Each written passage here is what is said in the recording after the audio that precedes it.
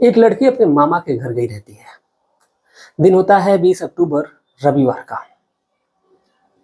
और उस दिन करवा चौथ होता है। लड़की अपने प्रेमी को बुलाती है फ़ोन करके और कहती है कि आ जाओ, जब तक तुम नहीं आओगे तब तक मैं व्रत नहीं तोड़ूंगी।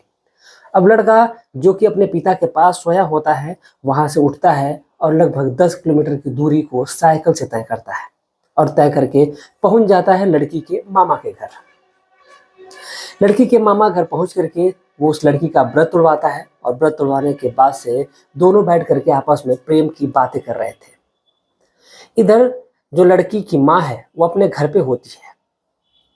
लगभग यही रात के कोई 2 बजे होंगे। लड़की की जो माँ होती है वो दौड़ते भागते उस लड़के के घर पे जाती है, उस लड़के के भाई को जगाती है और कहती है कि देखो तुम्हारा भाई कहाँ है। तो जो लड़के का भाई होता है वो कहता है कि वो तो छत पे सोया हुआ है। लेकिन जब उसकी माँ होती है लड़की की, वो कहती है कि नहीं जाओ तुम देखो, क्योंकि जो उसके साथ हुआ है वो बेहद हैरान कर देने वाला है। जैसे लड़का इस बात को सुनता है वो जाता है छत पे और देखता है, तो फिर वहां पर लड़का गायब होता है। तो आखिर क्या हुआ था उस लड़के के साथ और आखिर आगे होने वाला क्या है, जानने वाले हैं इस पूरी घटना को इसी कहानी में सिलसिलेवार तरीके से। तो चलिए कहानी की शुरुआत करते हैं और जानते हैं कि आखिर हुआ क्या था। नमस्कार, प्रणाम, मैं अविनाश वारदात तक के एक नए एपिसोड में आज जिस सच्ची घटना के साथ आप लोगों के बीच में आया हूँ, ये सच्ची घटना उत्तर प्रदेश का एक जिला लगता है चंदौली, और इसी चंदौली का एक थाना लगता है बलुआ, और इसी बलुआ का एक गांव है हृदयपुरा।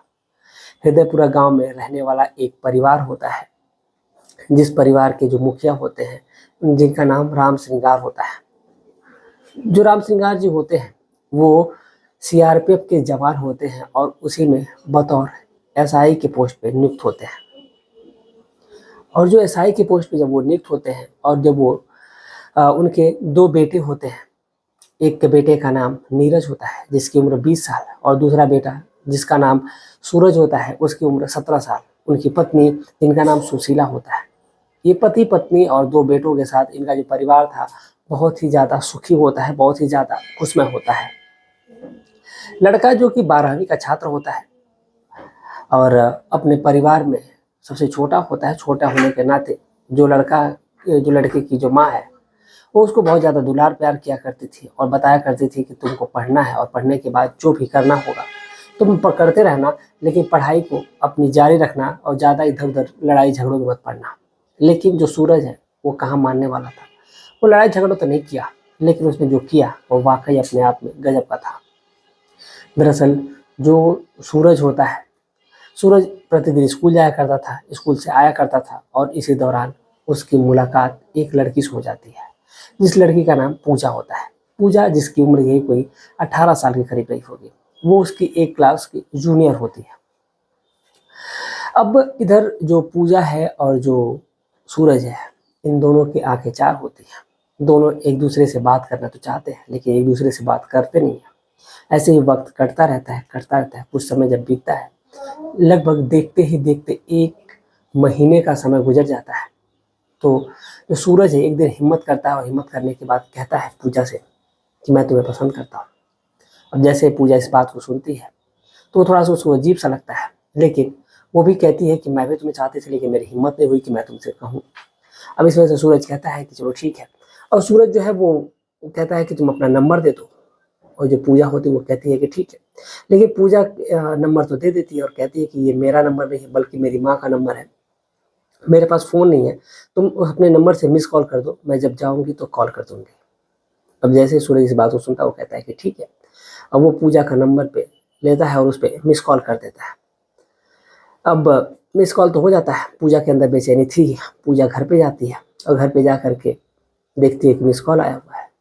फिर देखती है उसकी माँ जो है वो कहाँ है, और जैसे उसकी माँ जब बाहर जाती है तुरंत उस नंबर में फ़ोन करती है, और फ़ोन करने के बाद ये दोनों बातचीत का सिलसिला दौर शुरू हो जाता है। दोनों एक दूसरे से प्रेम की बातें करने लगते हैं। दोनों एक दूसरे से कहने लगते हैं कि वो अपनी स्टोरी बताने लगता है, वो अपनी स्टोरी बताने लगती है। दोनों अपनी अपनी बातों में आगोश में खोए रहते हैं। सब कुछ इनके जीवन में अब धीरे धीरे सही चल रहा था। लगभग 1 महीने का समय गुजरा, और 1 महीने बात करते करते एक दिन जो सूरज होता है वो कहता है कि मुझे तुमसे मिलना है। तो इधर जो पूजा होती है वो बेचैन भी वो भी होती है, वो कहती है कि ठीक है, और वो दोनों एक दूसरे से मिलने के लिए एक डेट मुकर्रर करते हैं, एक जगह निर्धारित करते हैं और उसी जगह पे वो दोनों मिलते भी हैं। दोनों जाते हैं, मिलते हैं, यानी गाँव के बाहर तो वो दोनों मिलते हैं और ये दोनों का पहला प्यार था। दोनों एक दूसरे के साथ फिजिकल भी हो जाते हैं। जब दोनों एक दूसरे के साथ फिजिकल रिलेशन में आते हैं तो फिर ये दोनों रुकने का नाम ही नहीं लेते हैं। ये दोनों कभी आए दिन कहीं पर तो कहीं, कभी कहीं पर आए दिन ये चोरी छुप के मिला करते हैं। अब ऐसे ही वक्त कटता है और ऐसे ही वक्त धीरे धीरे कटते ही करते ज़्यादा निकल जाता है और आती है वो रात जो कि 20 अक्टूबर की होती है। 20 अक्टूबर की रात को ये जो सूरज होता है अपने घर पे सोया होता है और ये जो लड़की होती है जिसका नाम पूजा होता है, पूजा कि जो मामा है वो फ़ोन करते हैं और कहते हैं कि तुम्हारी मामी का व्रत रहेगा, एक काम करो तुम घर पे आ जाओ। और पूजा कहती है कि ठीक है। तो पूजा के मामा आते हैं और आकर के उस लड़की को लेकर के अपने घर चले जाते हैं। इधर घर तो चले जाते हैं पूरे बतौर रीति रिवाज के, जो करवा चौथ का व्रत होता है उसकी तैयारियां होने लगती हैं। चूँकि उसकी मामी व्रत थी, तो जब तैयारियां चलने लगती हैं तो इधर जो सूरज है और जो पूजा है ये दोनों आपस में बातचीत किया करते थे। इन लोग जो पूजा थी उसने फ़ोन जो है वो अपना फ़ोन छुपा करके रखा हुआ था। जब इसको मौका मिला करता था तो ये सूरज को फ़ोन किया करती थी और उससे बातचीत कर लिया करती थी। लेकिन जब इसको मामा इसको बुलाने लेकर के आए थे तो जो पूजा होती है, पूजा उस चोरी से जो फ़ोन होता है उसी फ़ोन से वो वहाँ पर जा कर के भी उससे बातचीत कर लिया करती थी। दरअसल फ़ोन कब दिया गया था इसके बारे में थोड़ा जान लेते हैं। दरअसल जो पूजा और जो सूरज है ये दोनों जब बातचीत किया करते थे तो इस दौरान जो पूजा की माँ है उसको कहीं शक ना हो जाए और उसका जो फ़ोन है वो बार बार पूजा लिए रहा करती थी, तो उसको शक हो जाएगा कि उसकी जो बेटी है वो कहीं ना कहीं बात करती है। अब इसी वजह से वो परेशान हो गए थे, ये दोनों एक दूसरे से सही से बातचीत नहीं कर पा रहे थे। अब इसीलिए सूरज डिसाइड करता है कि वो उसको फ़ोन खरीद के देगा और कुछ पैसे उसके पास होते हैं जो पॉकेट मनी होती है उसी से वो बचाया रहता है और उसी पॉकेट मनी से बचा करके वो एक छोटा-सा फ़ोन कीपैड खरीदता है जो सैमसंग का आता है और उसको खरीद करके उस लड़की को दे देता है। जो लड़की है अपने पास रखी रहा करती थी चोरी छुप के, जब भी वो उसको मौका मिला करता था वो अपने प्रेमी को कॉल कर लिया करती थी। दोनों एक दूसरे से घंटों-घंटों बातें किया करते थे। रात में जब वो सोती थी तो वो अलग कमरे में सोती थी, उसकी माँ अलग कमरे में सोती थी और दोनों घंटों-घंटों बातचीत किया करते थे। और यही कुछ जो सिलसिला होता है अब उसके मामा के यहाँ भी शुरू हो जाता है। जो सूरज होता है वो अपने घर पे, पूजा अपने मामा के घर पे, लेकिन जो बात आती है 20 अक्टूबर दिन रविवार की, रविवार के दिन उसकी मामी तो व्रत थी ही, लेकिन इस बात से सभी बेखबर थे कि जो व्रत है वो पूजा भी है। सभी तैयारियां हो चुकी थी और जो खाना खाने की बात आती है सुबह में तो पूजा बहाना कर देती है कि उसके पेट में दर्द है और इसी बहाने को करके वो बहाना टाल देती है। और जब फिर दोपहर होती है, दोपहर के बाद उसकी जो मामी पूछती है कि खाना खाई हो, तो पूजा कहती है कि हाँ मैंने खाना खा लिया है, जब आप लोग बाजार गए थे तभी मैंने खाना खा लिया। तो इससे वो वहाँ पे तो बच जाती है। लेकिन जब रात होती है, रात में सारी तैयारियां हो रही होती हैं खाने पीने की, और खाने पीने के बाद जो पूजा होती है, जब उसके मामा और उसकी मामी उसको बोलते हैं कि खाना खा लो, तो वो कहती है कि नहीं मुझे भूख नहीं है, मुझे खाना नहीं खाना है, क्योंकि मैंने दोपहर में खाना खाया है तो मेरा पेट भरा हुआ है, पेट दर्द भी कर रहा है, तो मुझे ज़्यादा खाना खाऊंगी तो दिक्कत हो जाएगी। अब इस बात से सभी बेखबर थे कि ये जो लड़की है वो कहीं न कहीं व्रत है। जो उसका मामा होता है जिसका नाम गोविंद राम होता है, वो भी इस बात से बेखबर था। उसकी धर्मपत्नी यानी कि पूजा की जो मामी होती है वो भी बेखबर होती है। ये दोनों आपस में बातचीत किए कर रहे थे। जब ये दोनों मार्केट गए हुए थे तो पूजा और जो सूरज होता है ये दोनों बातचीत कर रहे थे और बातचीत करने के दौरान पूजा ने भी ये बात सूरज को नहीं बताई थी कि उसने उसके लिए व्रत रखा हुआ है। रात हो जाती है, रात के बाद जो सभी जो व्रत होने की जो प्रक्रिया होती है, जो उसकी मामी होती है सारी व्रत की प्रक्रिया तोड़ लेती है, अपना व्रत तोड़ लेती है। वो लोग जाकर के खाना-पीना खाते हैं। खाना-पीना खा करके सभी लोग जब सो जाते हैं तो इधर जो पूजा होती है वो सूरज को कॉल करती है। रात की यही कोई लगभग 9:30 बजे का वक़्त रहा होगा। फ़ोन करती है और कहती है कि क्या कर रहे हो? जो सूरज होता है वो कहता है कि बस सभी लोगों के साथ बैठ कर के खाना-पीना खाया हूँ और खाना-पीना खा कर के अभी मैं जस्ट छत पे जा रहा हूँ सोने के लिए। छत पे बिस्तर लगा लिया हूँ और अभी वहीं पर बैठ कर के तुमसे बातचीत कर रहा हूँ। इस पर जो पूजा होती है वो कहती है कि चलो ठीक है, लेकिन तुम एक काम करो कि जल्दी से मेरे पास आ जाओ। अब सूरज कहता है कि क्यों, मैं तुम्हारे पास क्यों आऊँ? इस पर जो पूजा होती है वो कहती है कि मैंने तुम्हारे लिए करवा चौथ का व्रत रखा है और जब तक तुम नहीं आओगे तब तक मैं व्रत को नहीं तोड़ूंगी और ना ही मैं कुछ भी खाऊंगी। अब जैसे सूरज इस बात को सुनता है तो वो थोड़ा अजीब सा भी लगता है, कहता है तुम पागल हो, यहाँ से तुम्हारे मामा का घर तकरीबन 10 किलोमीटर है और मैं यहाँ से कैसे आऊँगा? एक काम करो कि तुम पानी पी लो, खाना खा लो, जो भी करना है कर लो, ये सब मत किया करो। तो जो लड़की होती है वो कहती है कि चाहे कुछ भी हो जाएगा, अगर जब तक तुम नहीं आओगे तब तक मैं ना ही कुछ खाने वाली हूँ, ना ही मैं कुछ पीने वाली हूँ। तुम आ करके अपने हाथ से जब पानी पिलाओगे तभी मैं व्रत तोड़ूँगी और व्रत तोड़ने के बाद से मैं आगे की जो कारनामा है वो मैं करने वाली हूँ। वैसे तुम अगर नहीं आओगे तो मैं कुछ भी नहीं करूँगी। अब सूरज परेशान हो जाता है कि आखिर वो करे तो क्या करे।